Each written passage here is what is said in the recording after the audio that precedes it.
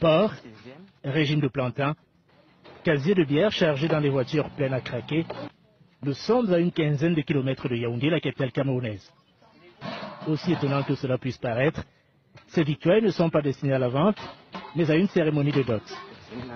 Voici le fiancé, un employé forestier de 30 ans. Il lui a fallu près de 4 ans pour offrir tout ceci à sa belle famille. Ça m'a pris au moins 3 ans pour arriver à collectionner toutes ces choses. Au près, ça a coûté 2 500 000. 2 500 000 francs CFA, près de 4 000 euros, dans un pays où le salaire minimum est de 36 000 francs CFA, soit 54 euros. Une dizaine de kilomètres plus loin, nous voici dans la concession de la belle famille. Ah, c'est mon beau-père, hein? Le futur gendre et surtout sa dot reçoivent un accueil chaleureux. À la nuit tombée, la cérémonie de dot peut commencer et avec elle, le supplice du fiancé représenté par un chef de famille plutôt fataliste. La loi au Cameroun nous dit qu'on ne doit pas doter une femme à plus d'1,5 million. Peu importe, quand tu es fier de ce que tu as, même si ça arrive à 4 ou 5 millions, tu peux quand même faire. Après quelques passes d'armes, première épreuve pour Joseph, reconnaître sa fiancée parmi les jeunes femmes cachées sous un drap. Le fiancé se trompe 3 fois sur sa future promise. À chaque échec, il paye une amende. Enfin la délivrance et une fiancée heureuse des efforts consentis par son futur époux. C'est un preuve d'amour. Il m'a aimé, je l'aime aussi. Je peux donner à n'importe qui. Après une ultime vérification de la liste demandée, enfin détendu, le chef de famille de la fiancée peut justifier la pratique de la dot. C'est symbolique chez nous, les petits, que la famille, tout le monde sache que cette fois-ci, la fille, s'il ne t'appartient plus, ça appartient déjà à une autre famille. Au final, Joseph, qui a célébré le mariage civil 48 heures après la dot, aura dépensé plus de 4 millions de francs CFA pour vivre pleinement son idylle avec sa compagne de 10 ans.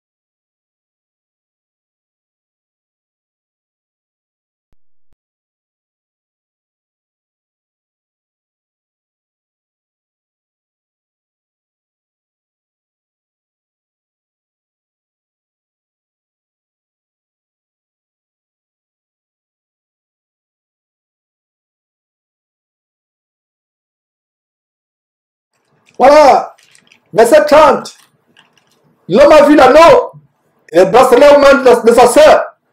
Il n'a pas commencé à se lécher les babines. Il a dit, ah, Rebecca nous amène un homme riche. Oh, parents chrétiens proxénètes, qui livrez vos enfants à la prostitution. Je ne parle pas des gens du dehors. La Bible dit pour les gens du dehors, Dieu les juge.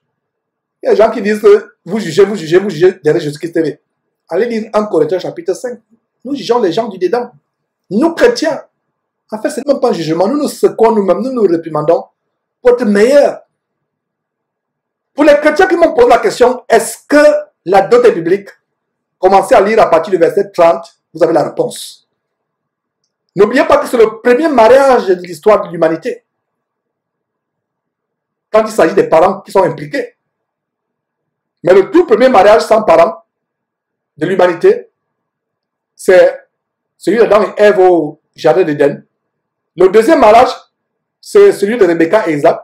Mais le premier mariage où les parents sont impliqués, c'est le mariage entre Rebecca et Isaac et les parents sont impliqués.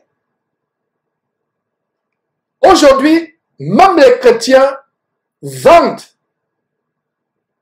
leurs filles. La bourre de l'argent dans le cœur de ces chrétiens-là. Vous ruinez les enfants. Au point quand les enfants commencent leur vie, ils n'ont plus rien pour se nourrir. Ils n'ont même plus de l'argent radis pour acheter un kilo de riz ou un pain, une baguette, même si elle est rassis. C'est une honte, mes frères et sœurs, de voir que même les chrétiens, les parents chrétiens, font des listes kilométriques. Les parents chrétiens doivent avoir la honte. Maintenant, si le beau-fils va vous honorer, et même si le beau-fils va vous honorer, montez un peu du scrupule, de la pudeur. Ça ne doit pas être à sens unique, ça doit être donnant-donnant. Vous recevez la famille du jeune homme, vous la recevez, et préparez-vous aussi à partager les cadeaux, à échanger les cadeaux, ça ne doit pas être à sens unique. On va voir ce qui va se passer ici. C'est contraire à ce qui se passe dans le corps de Christ aujourd'hui, où vous voyez les parents chrétiens, que les non-chrétiens le fassent, il n'y a pas de problème. Jusqu'à ce qu'on vous demande même un poivre qui vient d'une région spéciale du Cameroun, comme Péja. On demande un porc qui a été élevé spécialement à Tchango, à Bagaté. On demande la vache qui a brouté les herbes de la plaine de Bitam. On demande des vestes qui ont été cousues par l'italien Smalto. Je ne sais pas si ça existe, mais je vous ai donné le nom Smalto. Ça sonne italien dans ma tête. On demande une tronçonneuse, on demande tout. C'est l'occasion maintenant de sortir la pauvreté avec votre fille. Vous devez avoir le scrupule. Moi, j'aurais la honte qu'on dise que je me suis enrichi à cause de ma fille. Ce n'est pas biblique tout ce que nous voyons là. Même les chrétiens, même dans les églises, il y a des gens qui s'opposent, qui disent non, ça, je suis pasteur, c'est vrai, mais ma fille n'ira pas dans telle famille tant que la liste n'est pas honorée. Et on a vu des cérémonies de mariage où le fiancé se lève fâché. Il dit, puisque vous me vendez votre fille, restez avec votre fille, je vous souhaite bonne chance pour un meilleur acheteur. La fille n'est pas vente. Le chrétien doit être désintéressé. Surtout si ce chrétien c'est un prédicateur de l'évangile. L'un des critères pour être un homme de Dieu, dans 1 Timothée chapitre 2 ou chapitre 3, c'est d'être désintéressé. Il y a un frère en Christ, entre guillemets, à qui je disais, lui était tellement, il soutenait tellement la dot, il disait vraiment moi je vais doter mes filles, je donne ma fille, etc. Je lui ai dit,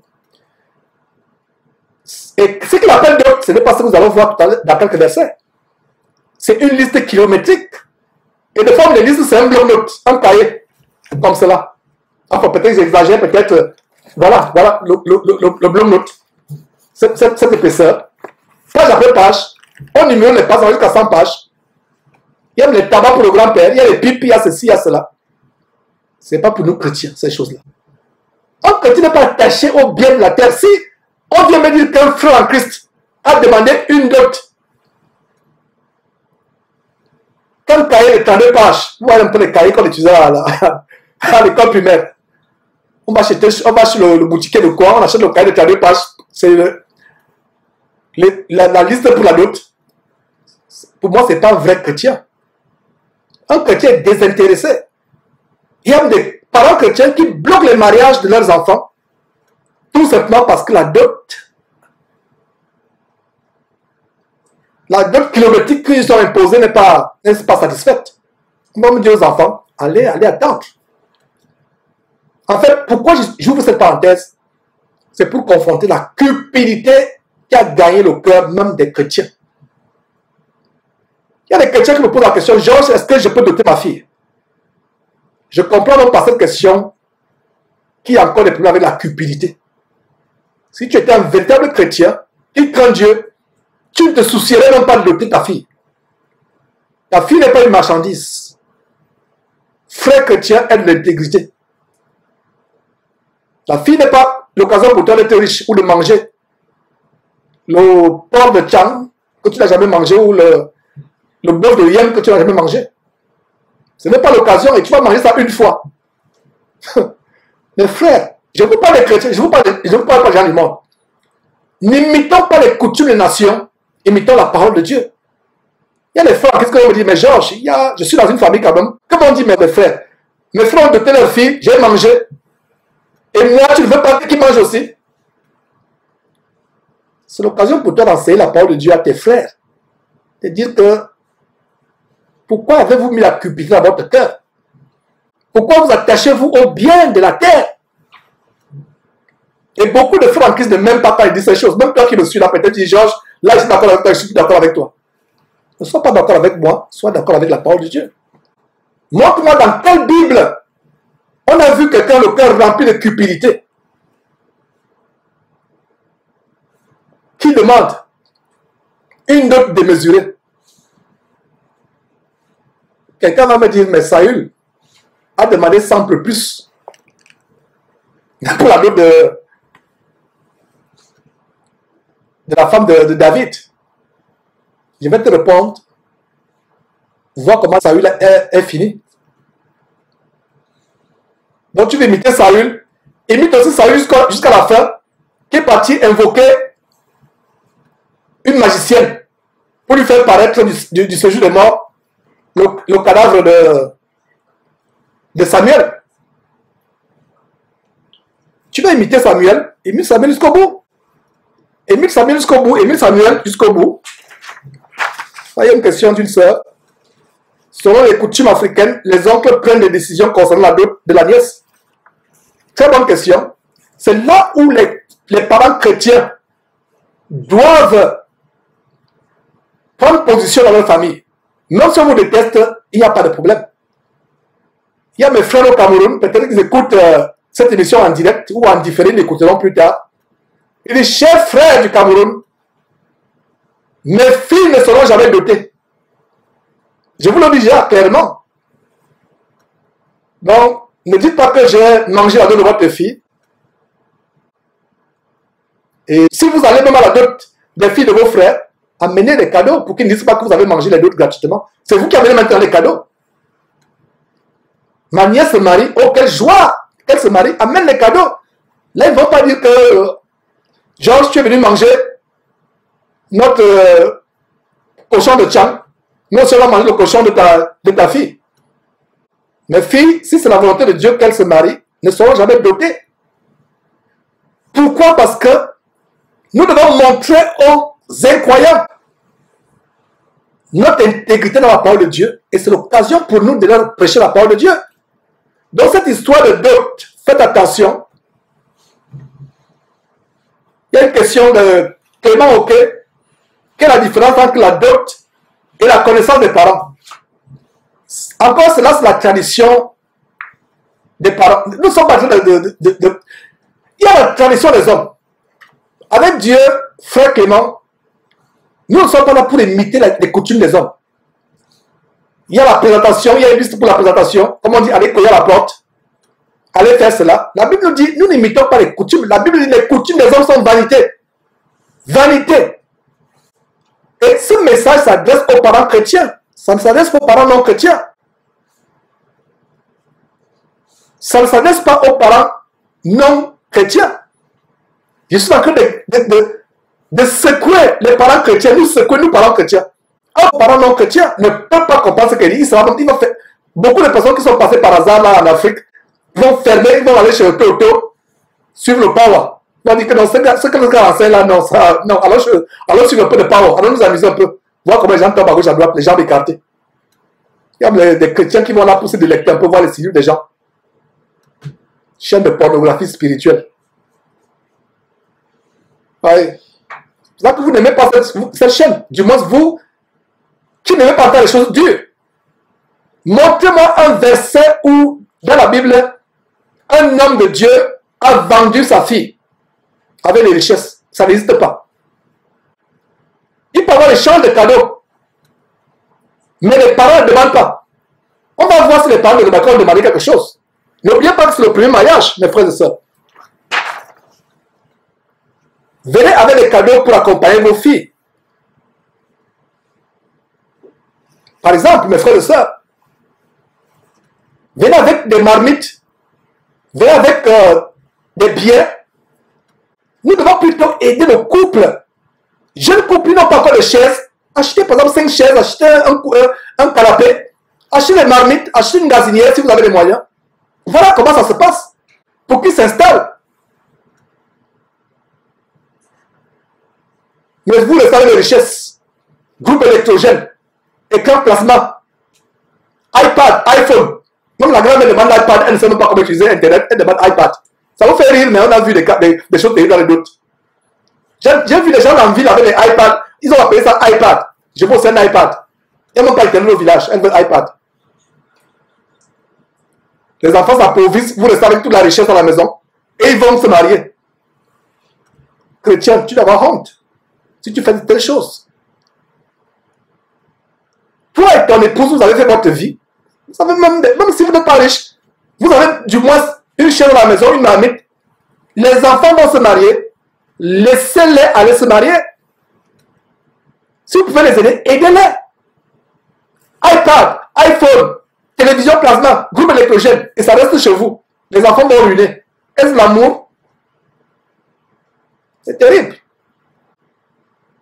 Nous, chrétiens, ne devons pas avoir part à ces choses. Nous ne devons pas avoir part à ces choses.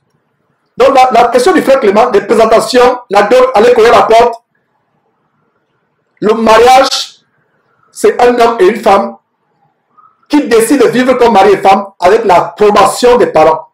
Et la dot est symbolique.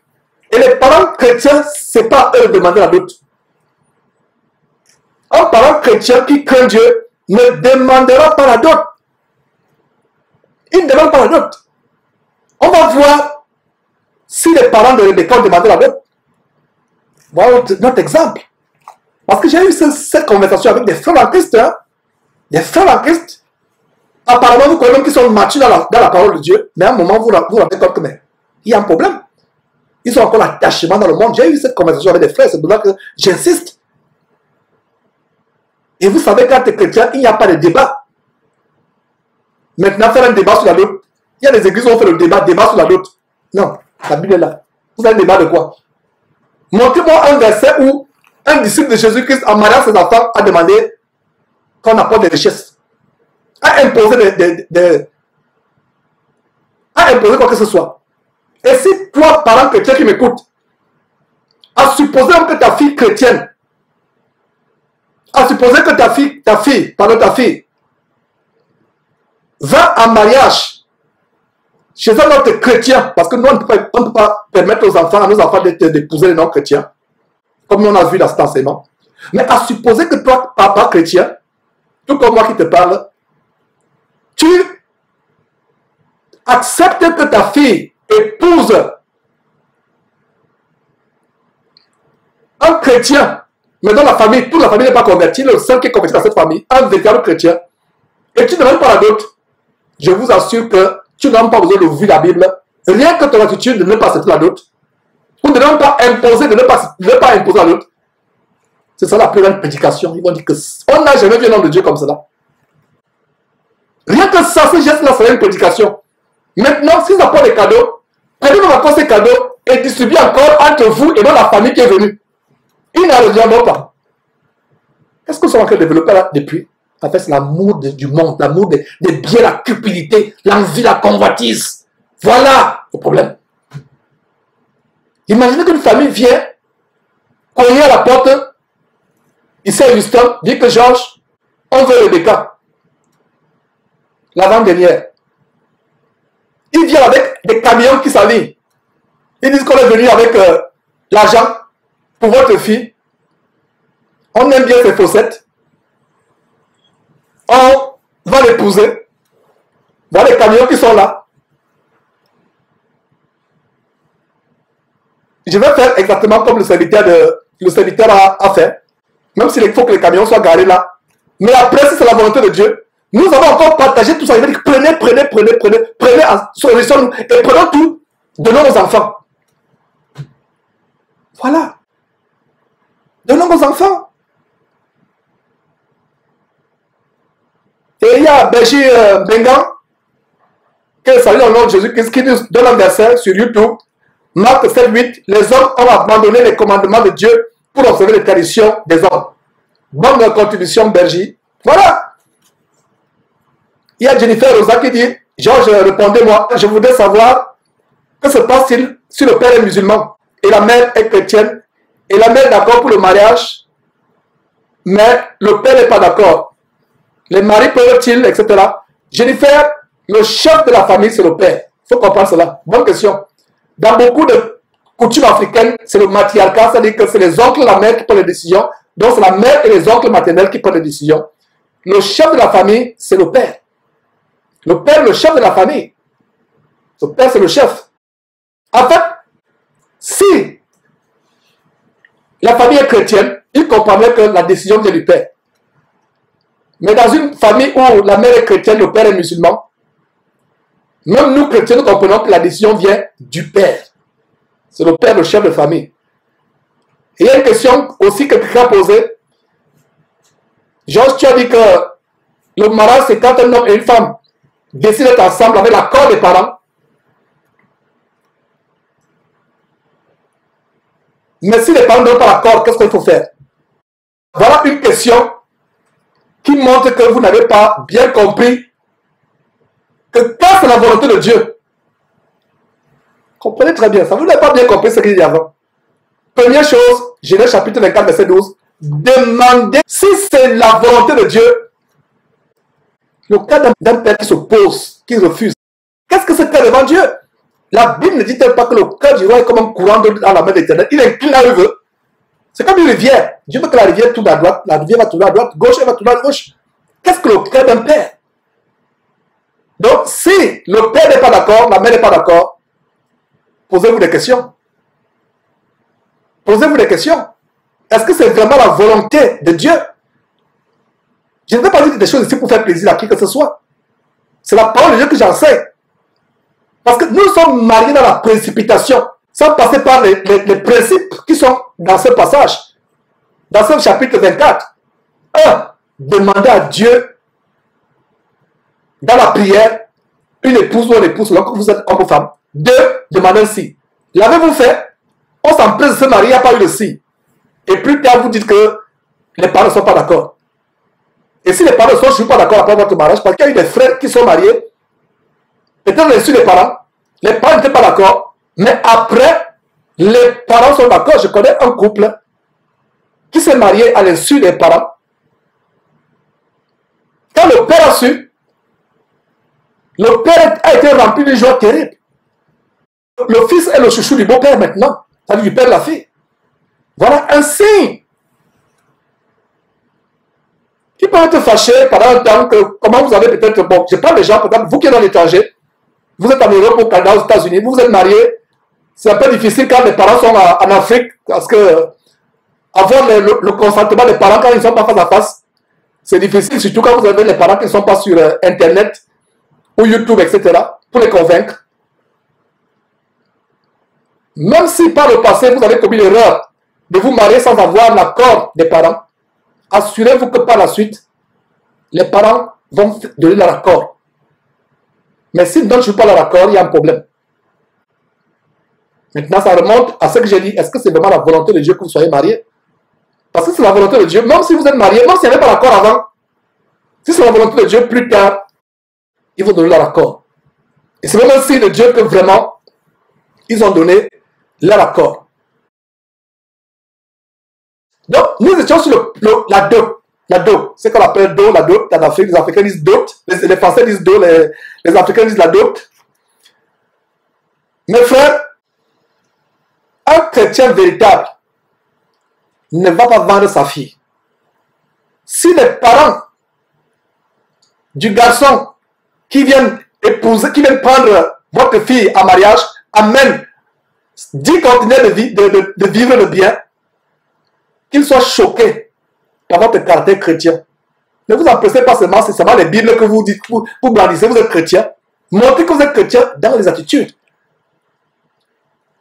Cette famille qui vit avec leur enfant chrétien, épousez votre fils, s'ils ne sont pas chrétiens, ils seront choqués, scandalisés positivement, ils seront vraiment éperlués, stupéfaits, disent qu'on n'a jamais vu un homme comme celui-là, qui est détaché des biens de la terre. Le problème de la dot en milieu chrétien est lié à la cupidité de certains frères.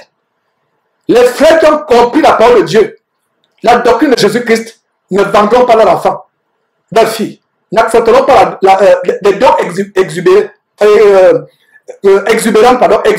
exubérantes.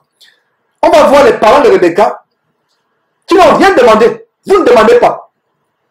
Mais si quelqu'un vient vous donner, il y a un frère qui m'a dit, mais Georges, maintenant si quelqu'un met des conteneurs pour ta fille, les enfants ils commencent leur vie, ils ont besoin des meubles, ils ont besoin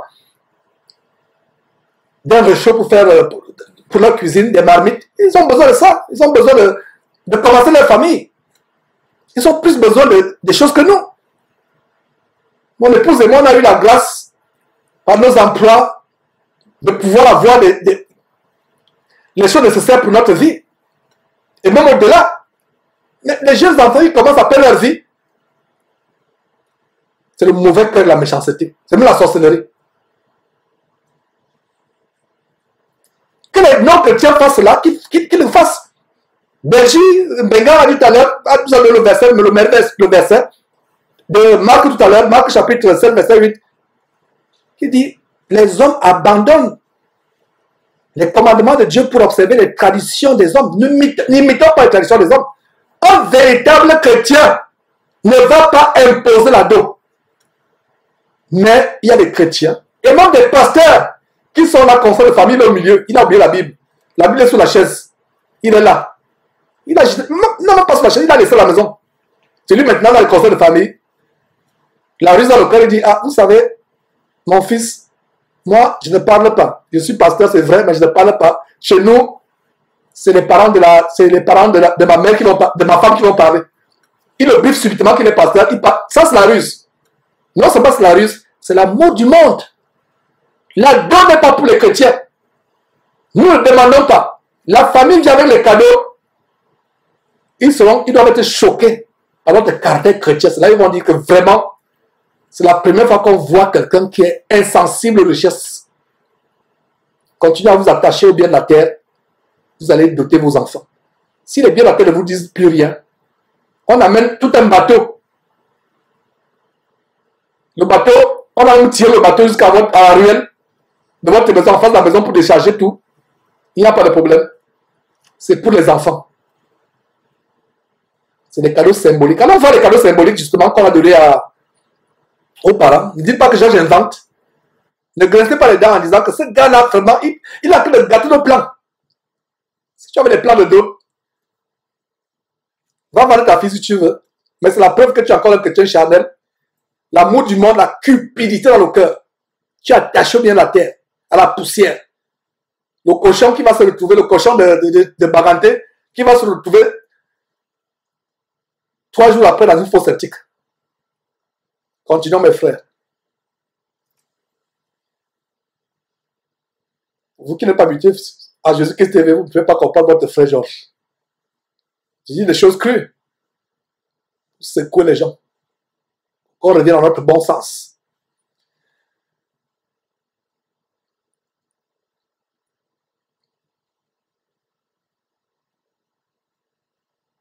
Nous étions à quel verset? Je suis perdu un peu là. Verset 37, c'est ça? Verset 30. Voilà. Donc, Laban avait vu l'anneau. Et Laban avait...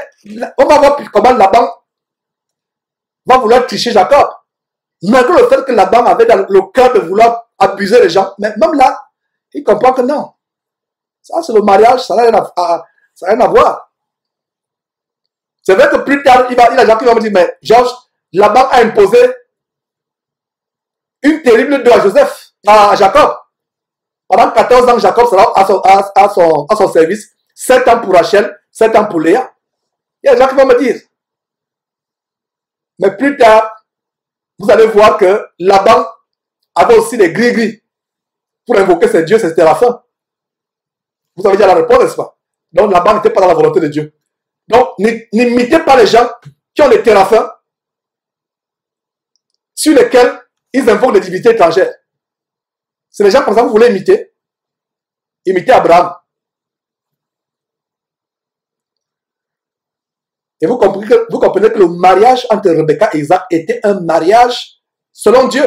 Parce que Laban, qui plus tard impose 14 ans de servitude à Jacob, 7 ans pour Léa, 7 ans pour Rachel, c'est Laban ici, n'impose rien. Est-ce que vous comprenez, mes frères et sœurs?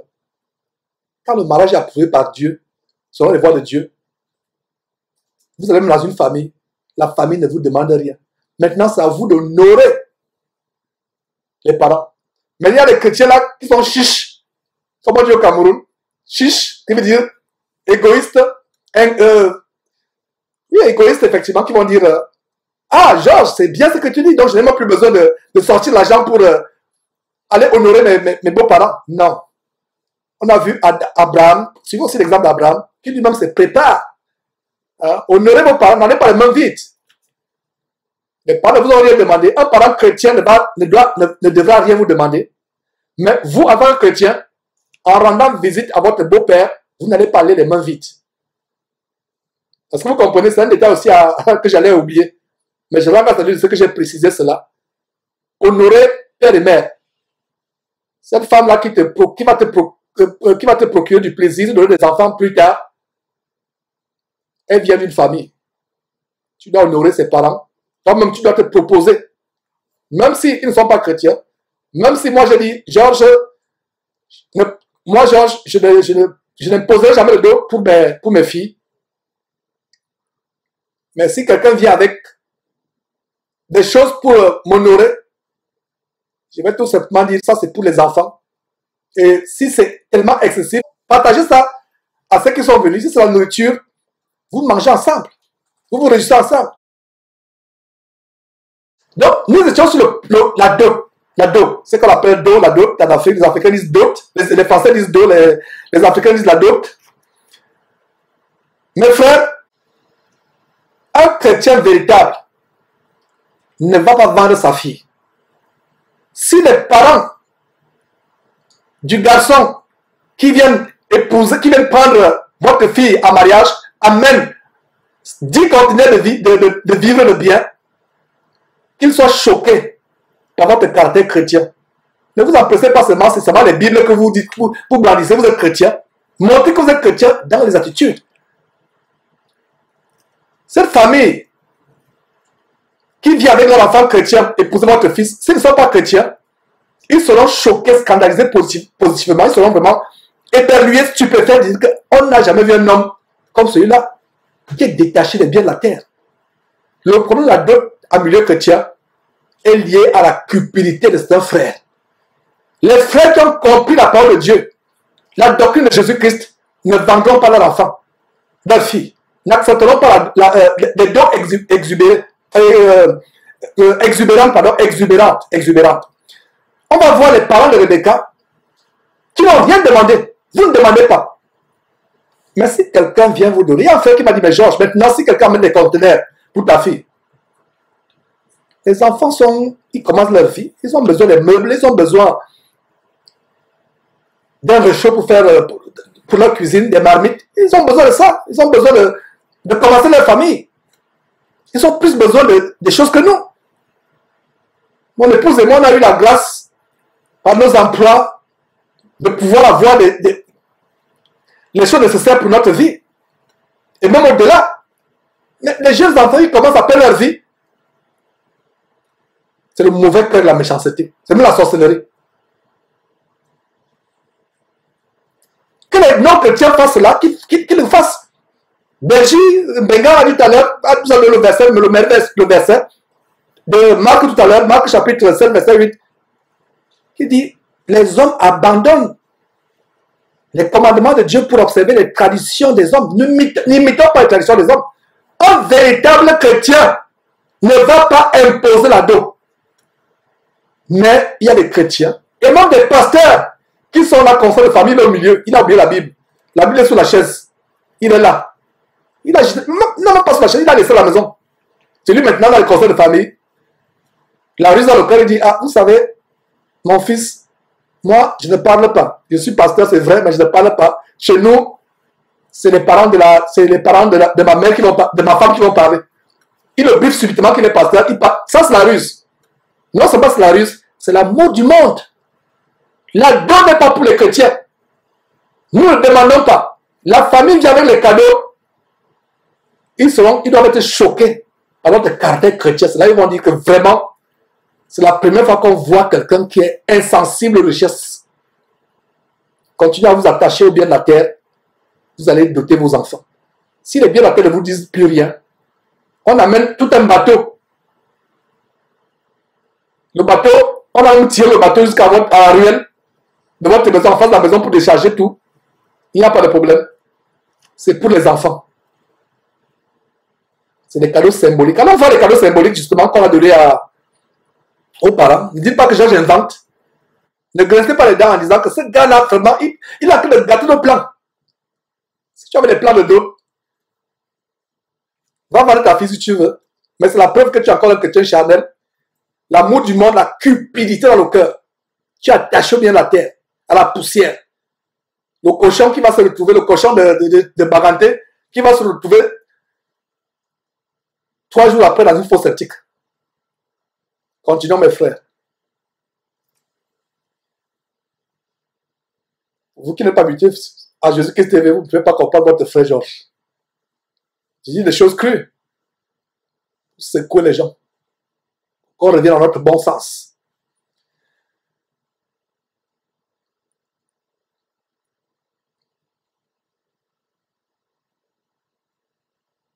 Nous étions à quel verset? Je suis perdu un peu là. Verset 37, c'est ça? Verset 30. Voilà. Donc, Laban avait vu l'anneau. Et Laban avait... On va voir comment Laban va vouloir tricher Jacob. Malgré le fait que Laban avait dans le cœur de vouloir abuser les gens. Mais même là, il comprend que non. Ça, c'est le mariage, ça n'a rien à voir. C'est vrai que plus tard, il y a des gens qui vont me dire, mais Georges, Laban a imposé une terrible dot à Joseph, à Jacob. Pendant 14 ans, Jacob sera à son service. 7 ans pour Rachel, 7 ans pour Léa. Il y a des gens qui vont me dire. Mais plus tard, vous allez voir que Laban avait aussi des gris-gris pour invoquer ses dieux, c'était la fin. Vous avez déjà la réponse, n'est-ce pas? Donc Laban n'était pas dans la volonté de Dieu. Donc, n'imitez pas les gens qui ont des téraphins sur lesquels ils invoquent des divinités étrangères. C'est les gens comme ça que vous voulez imiter.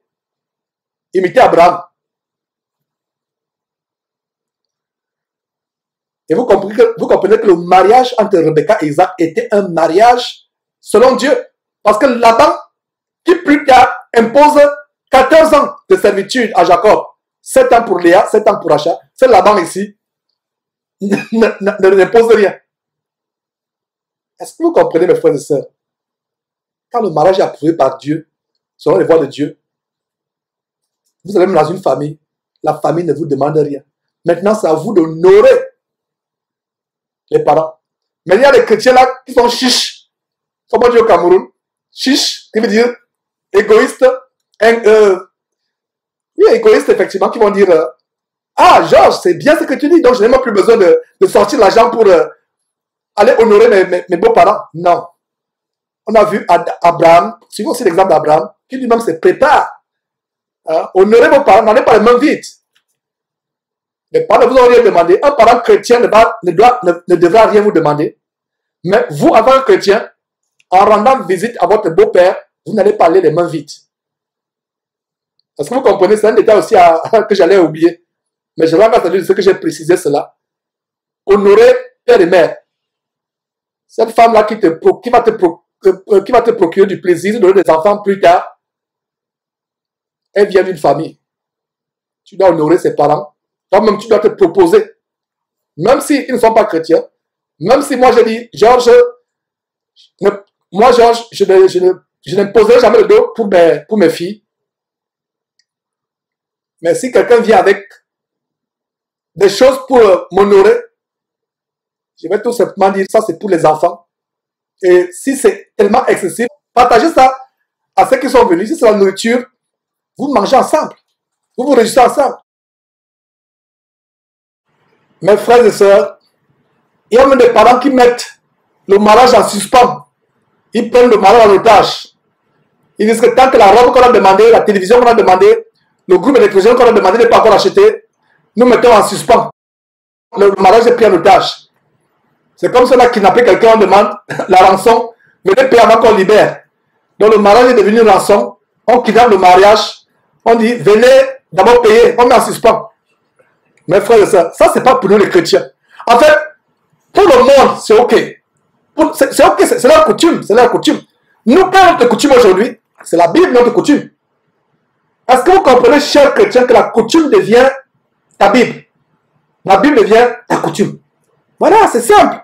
Maintenant, si vous ne comprenez pas que la Bible est votre coutume, allez embrasser les coutumes des hommes et vous serez dessus. Épousez des véritables chrétiennes ou chrétiens selon que vous êtes homme ou femme. N'épousez pas une femme musulmane. Vous aurez les coutumes de cette femme musulmane.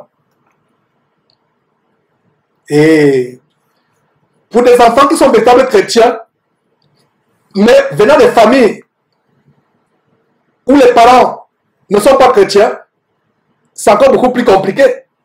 Il y a eu des cas où les chrétiens témoignent, dit que vraiment, on a imploré les parents, on leur a dit que nous sommes chrétiens, nous aimerons que les cérémonies où les gens dansent, où les gens font des invocations aux divinités, aux défunts. Il y a des mariages où, avant de commencer à boire, on prend une damigeonne de vin de 2 litres de vin rouge ou de vin de palme, on commence à verser pour les gens qui sont morts. Et vous êtes chrétiens, vous assistez à ces choses-là.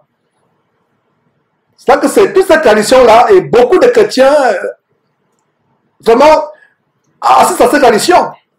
Moi, ça me ferait mal d'assister à un mariage où je suis en train de me marier quand je n'étais pas encore marié, et on a que de verser le vin à la coupe pour les morts qui sont morts dans la famille. Pour qui meurent d'abord avant nous. Je serais peut-être sur le point de déchirer mes habits et de sortir en courant.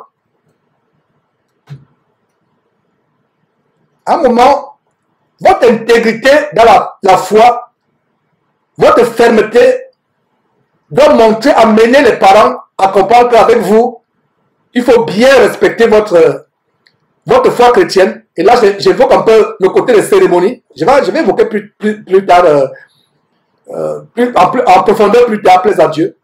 Mais ces cérémonies rituelles, il y a des danses d'invocation aux divinités des parents, des danses d'invocation aux morts, et vous assistez à ces choses, c'est dangereux, c'est grave. Donc, avant le mariage, si le fiancé et la fiancée sont des chrétiens, je pense qu'il faudrait d'abord prier Dieu véritablement et rencontrer vos parents et leur dire que vous êtes chrétien et vous n'aimerez pas qu'on associe les choses païennes,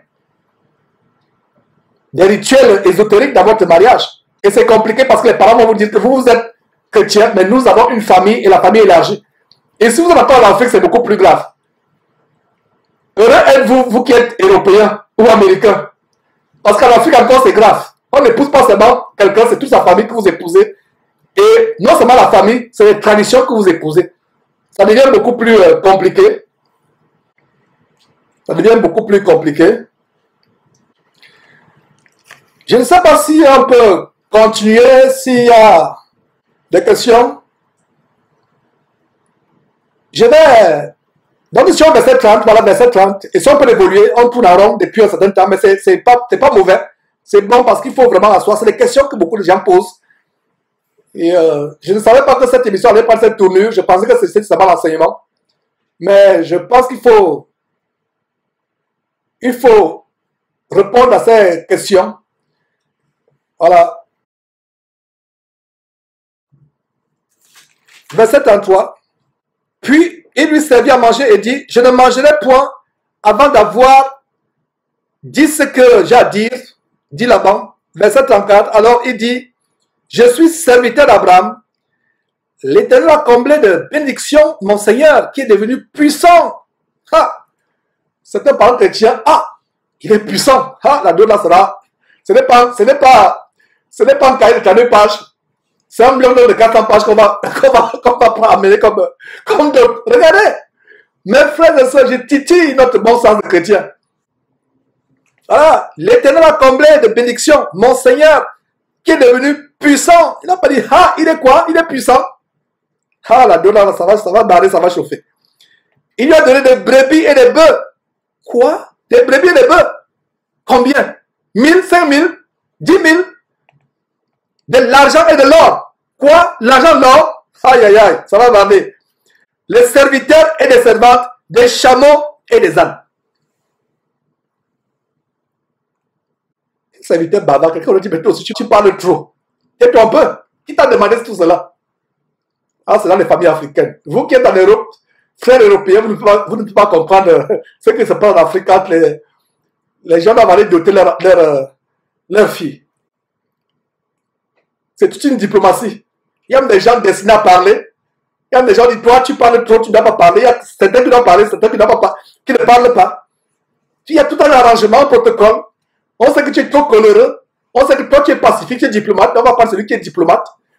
Et au fiancé, on va dire que malgré le fait qu'on va te chahuter là-bas, calme-toi, ne t'emporte pas, ne t'énerve pas. Donc, c'est toute une ambassade. Parce que qu'est-ce qui est en jeu? Les biens de la terre. Oh, mes frères et sœurs. Verset 36. Sarah, la femme de mon Seigneur, a enfanté dans sa vieillesse un fils à mon Seigneur et lui a donné tout ce qu'il possède. 37. Mon Seigneur m'a fait jurer en disant, tu ne prendras pas pour mon fils une fille parmi les filles des Cananéens dans le pays desquels j'habite. Verset 38. Donc il reprend tout simplement ce qui s'est passé. Mais tu iras dans la maison de mon père et de ma famille pour prendre une femme pour mon fils. Verset 39. J'ai dit à mon Seigneur, peut-être la femme ne voudra-t-elle pas me suivre. Verset 40. Et il m'a répondu,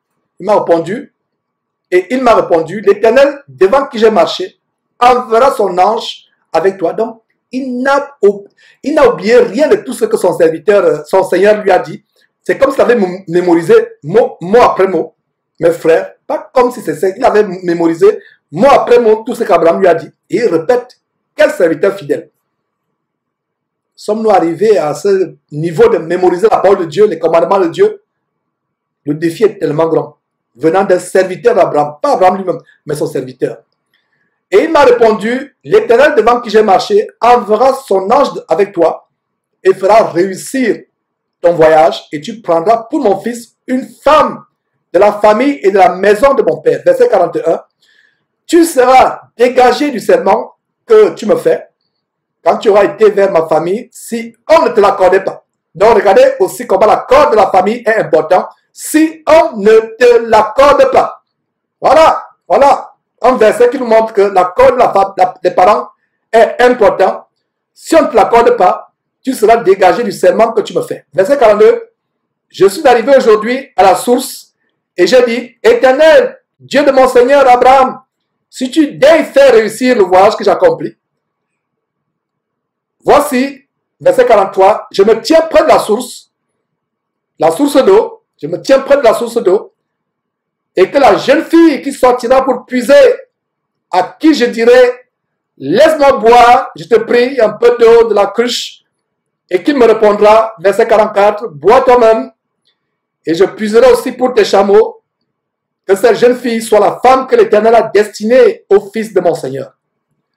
Verset 45, avant que j'eusse fini de parler à mon cœur, il parlait en quoi? En son cœur. Voilà un détail. Parce que plus haut, on voit que le monsieur parlait, mais le verset 45 montre qu'il ne parlait pas haute voix. Il parlait comment?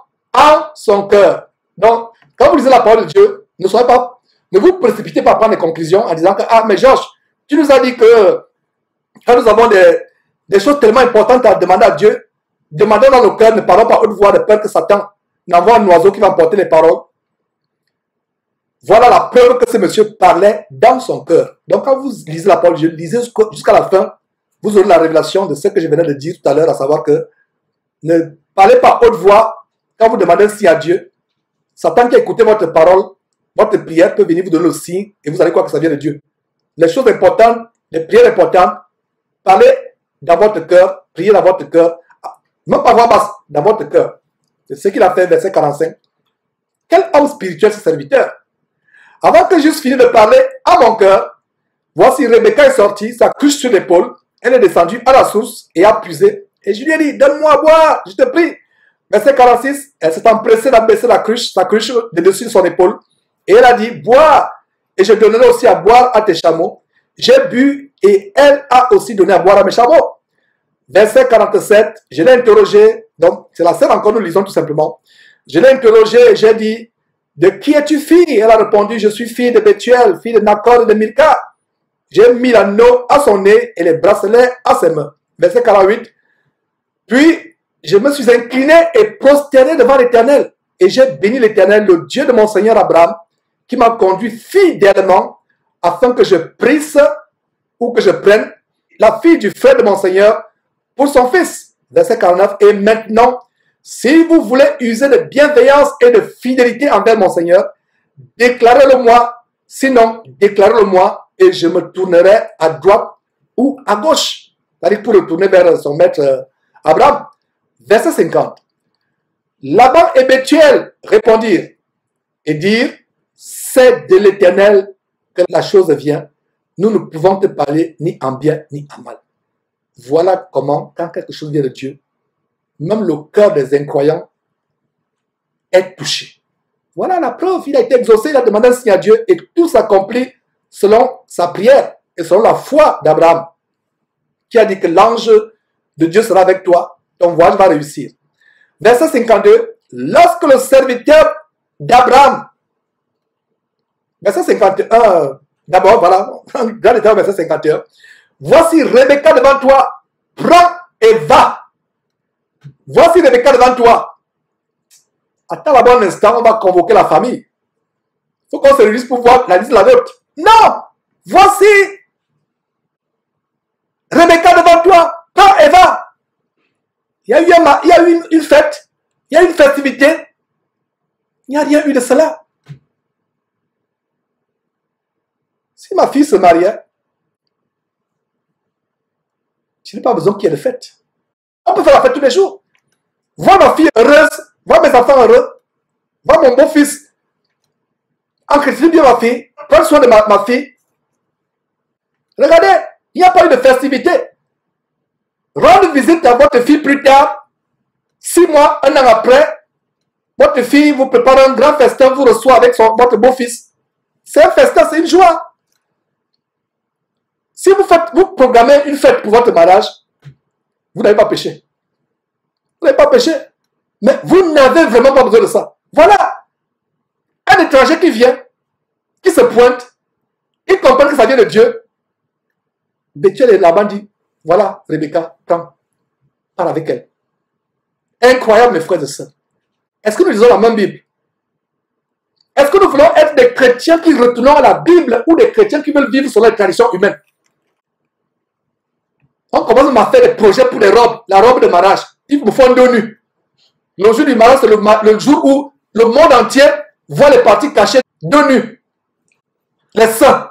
Il faut que les seins soient là. Il faut maintenant qu'on se maquille. Il faut qu'on mette. Mais c'est terrible. Mes frères et sœurs, regarde la simplicité avec laquelle ils donnent leur sœur. Cette jeune adolescente.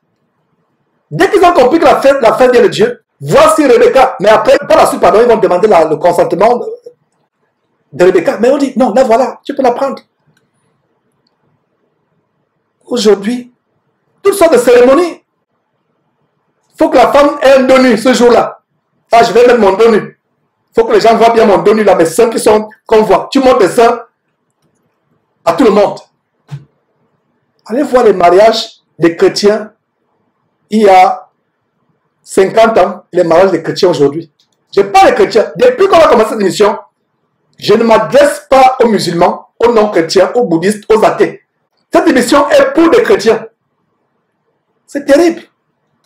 C'est là où le jour là, il faut que vraiment j'ai une manicure spéciale aux ongles, des faux ongles. Vous vous mariez. Regardez comment la télévision influence même les chrétiens. Regardez, simple. Lorsque le serviteur lui a entendu ces paroles, le verset 51 d'abord, voici Rebecca devant toi, prends et va. Prends et va. Quelqu'un vient à des centaines et centaines de kilomètres, vous ne connaissez pas l'étranger, dit prends, va. Et qu'elle soit la femme du fils de ton Seigneur, comme l'Éternel t'a dit. Verset 52. On ne verra pas par la suite, pardon. On ne verra pas par la suite qu'ils ont appelé les gens du quartier, commencé à taper les tam-tams, les balafons ou mettre la musique pour venir manger. C'était tellement simple. Le but de cet enseignement aussi, mes frères et sœurs, c'est pour nous amener, nous chrétiens, à nous débarrasser du monde. Beaucoup de choses que je dis aujourd'hui sont scandalisantes pour les chrétiens qui ont du mal à se séparer des traditions et des coutumes du monde. Mais pour un chrétien qui suit la parole de Dieu, il n'y a pas de problème. Regardez, voici Rebecca devant toi. Le premier mariage de l'humanité qui implique les familles. Voilà comment il se passe. Frères chrétiens,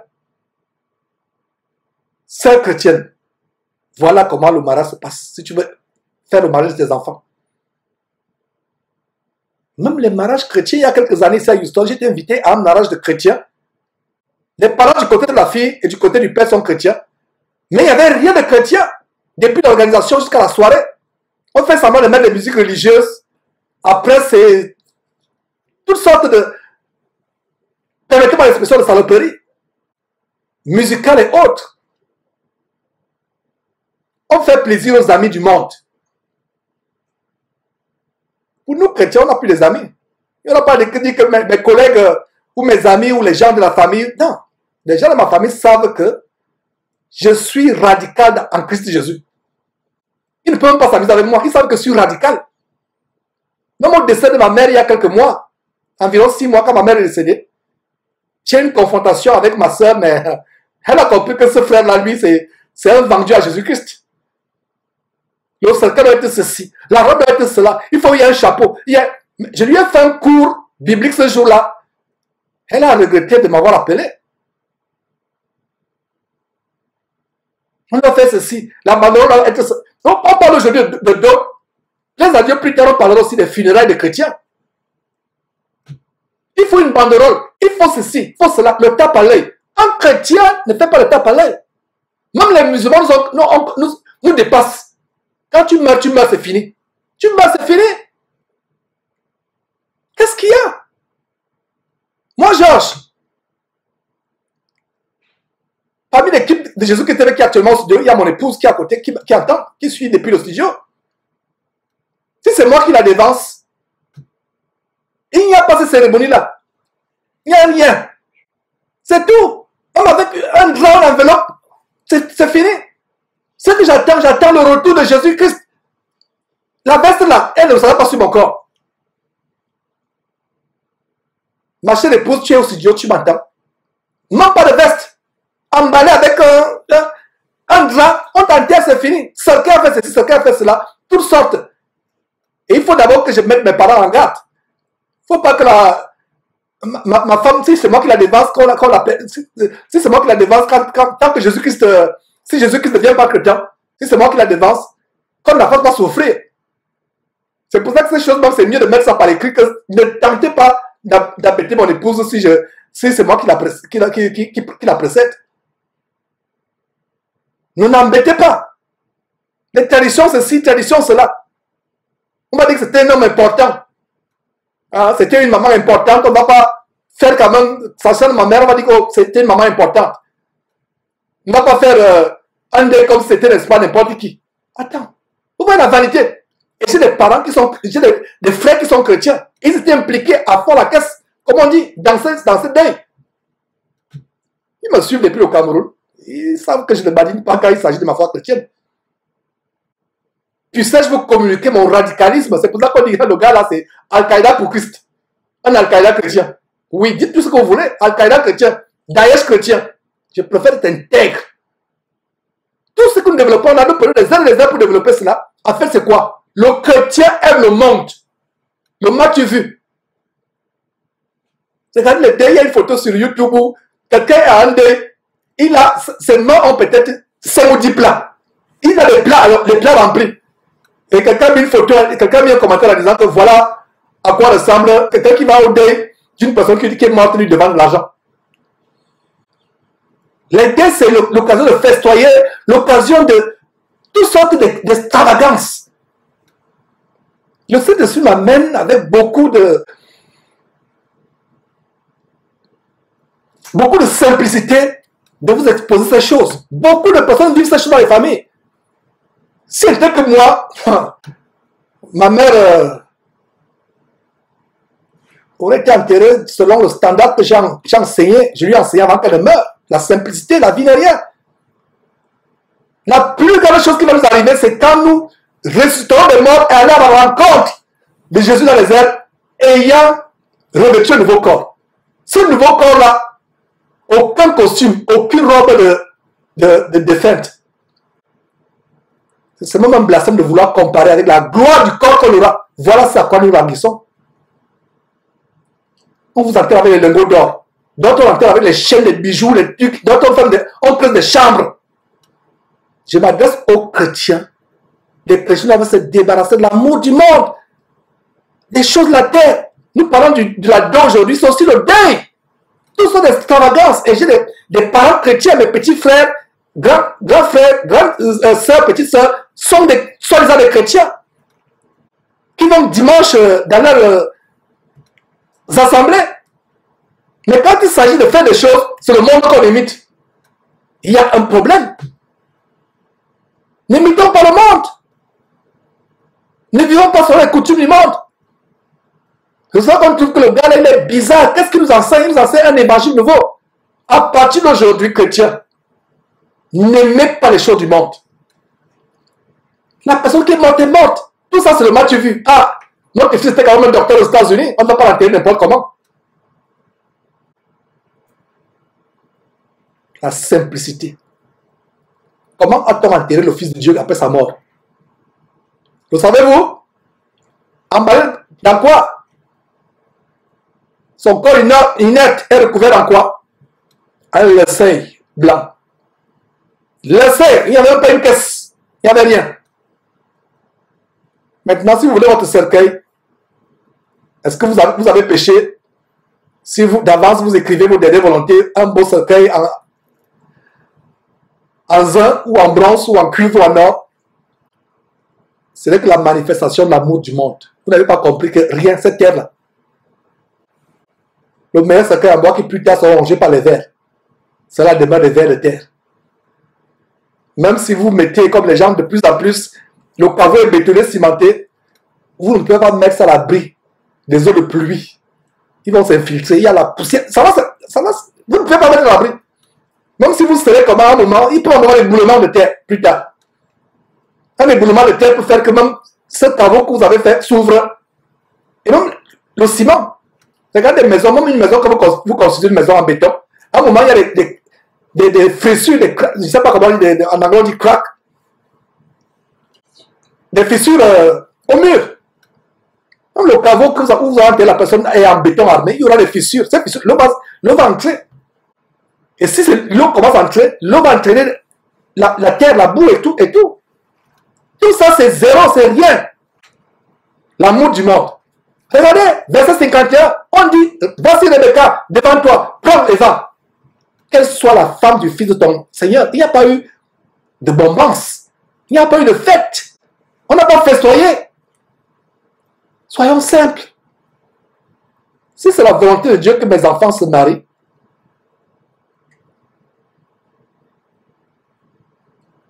je choquerais même certains chrétiens avec qui nous prions ici à Houston par la simplicité du mariage.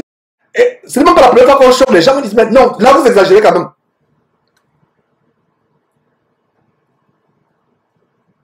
Parce qu'on disait que mon épouse, j'aimerais que c'est elle-même qui couse la robe de ce jour-là.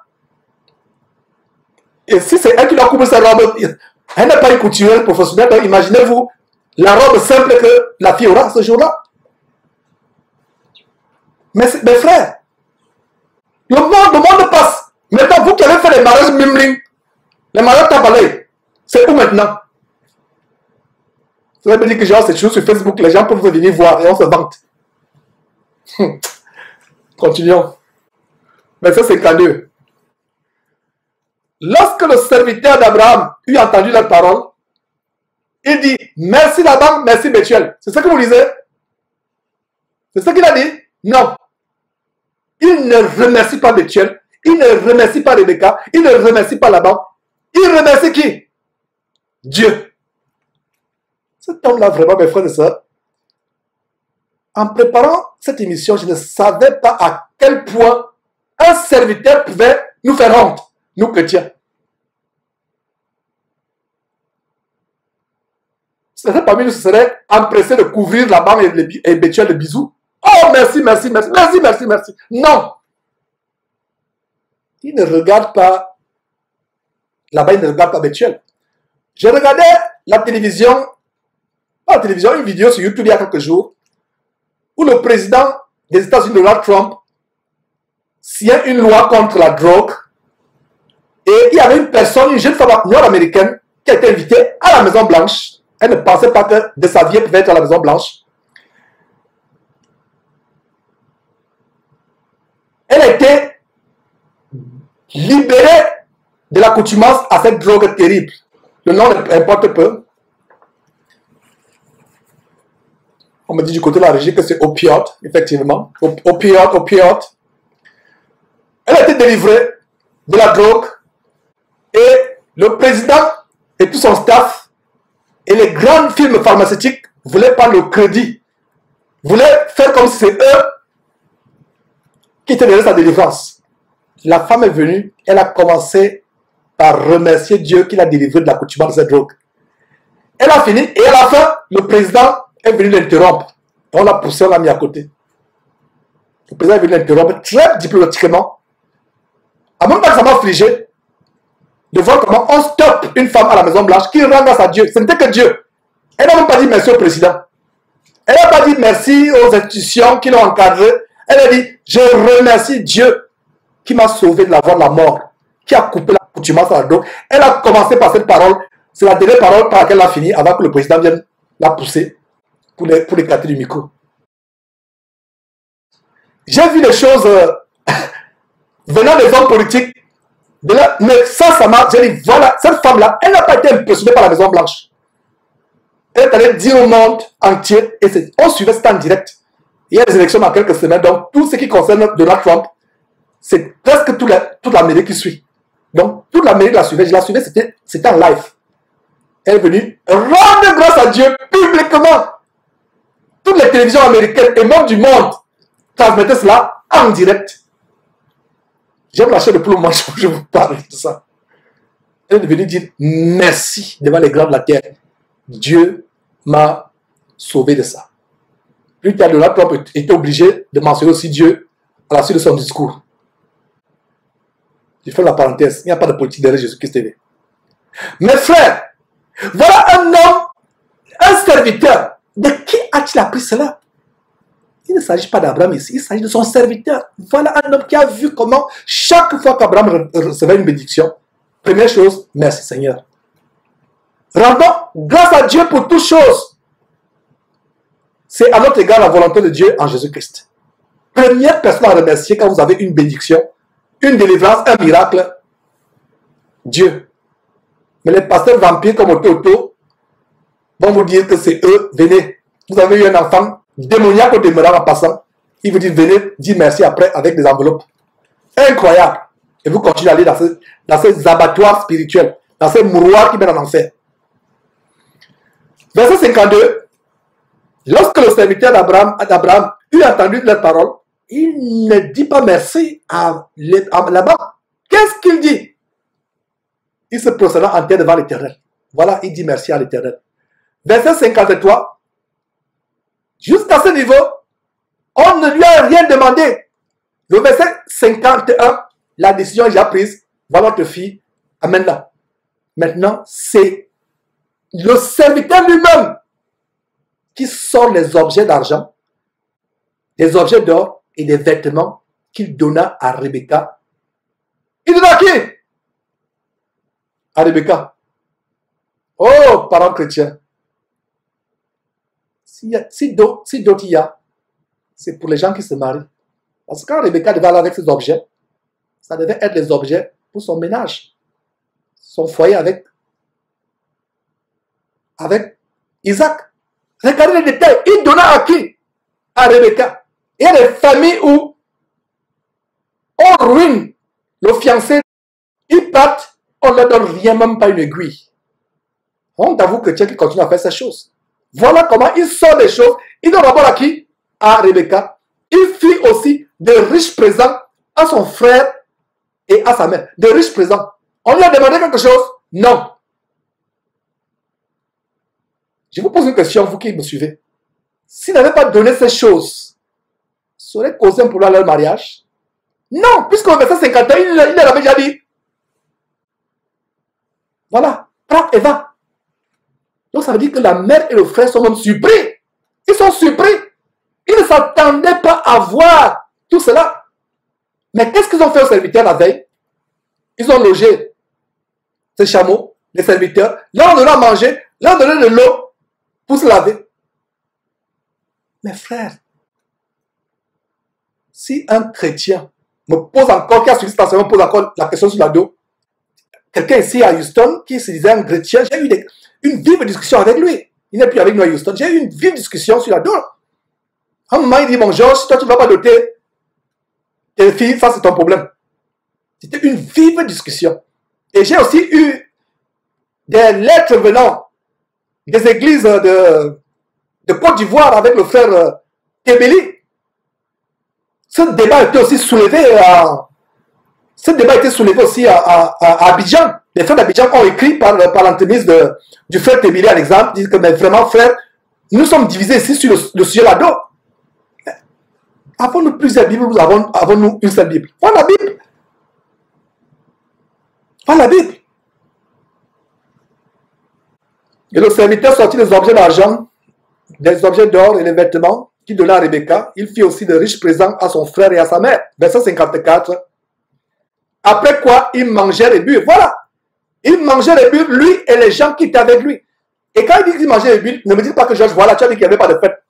Voilà la fête. Non. Ils sont dans la maison. Ils ont mangé, ils ont bu. On n'est pas allé chercher un prêtre du coin pour venir d'abord le bénir avant de partir. Quand vous, fiancés, futurs mari et femme, vous remettez votre mariage à Dieu, vous recevez la bénédiction directement de Dieu par son Fils Jésus-Christ. Vous n'avez pas besoin qu'un homme vous impose les mains. Et vous voyez ces photos sur YouTube, comme je le disais tantôt. Le pasteur impose les mains. La femme s'accroupit, se met à genoux devant le pasteur, son visage au niveau du public du pasteur, le visage de la femme. Même l'image, même insolite. Insolite.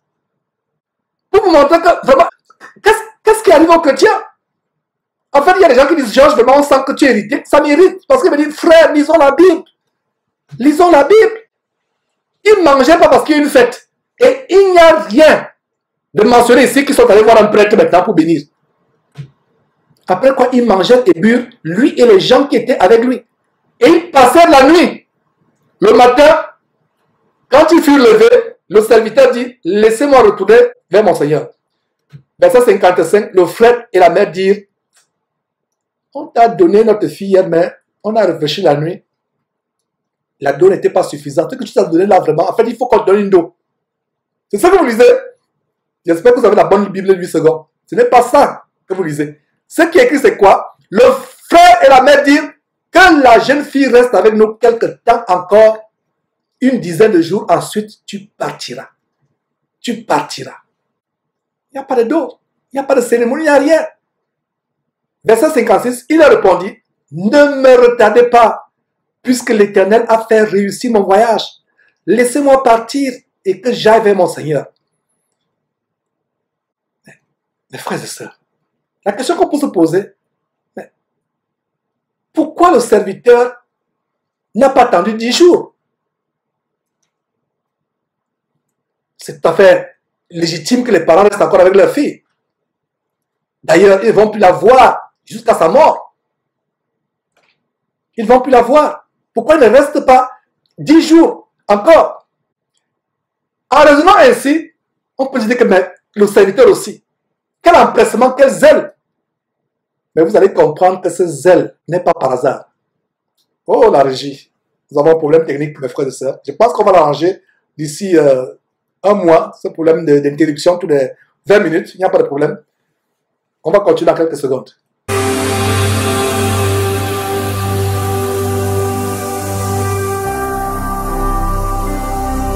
Jésus-Christ TV, vous connaîtrez la vérité et la vérité vous affranchira.